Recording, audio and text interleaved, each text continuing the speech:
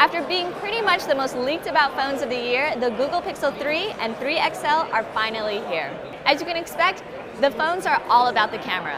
On the back sits a 12 megapixel shooter, and on the front sits two 8 megapixel cameras. A lot of the new camera features work in the background and use AI to enhance your photos. That includes using machine learning to recommend the best image. A new feature called Super Res Zoom also takes multiple shots to put together ultra-detailed close-up images. Google improved the Pixel's ultra-low-light shooting mode too, and it doesn't depend on the flash. It's coming to the Pixel 3 next month, and it uses software to choose the right colors based on the content of the image. As for the front shooters, the second camera has a wider field of view, so you can fit more stuff in each frame. This year, Google is really emphasizing the phone's helpfulness to users. A new feature actually screens incoming calls and answers spam calls on your behalf while transcribing the conversation to you. And as part of its well-being endeavor, the phone has tools that'll limit your time spent on apps. Other new features include wireless charging, and Google is selling its own wireless charger called the Pixel Stand. When you place a Pixel on it, it switches to a different mode.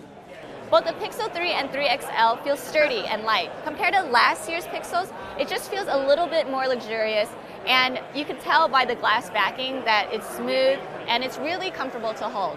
There's still a signature glass shade, so people still know that you're holding a Pixel, and some of the color variants come with an eye-catching color accent on the power buttons.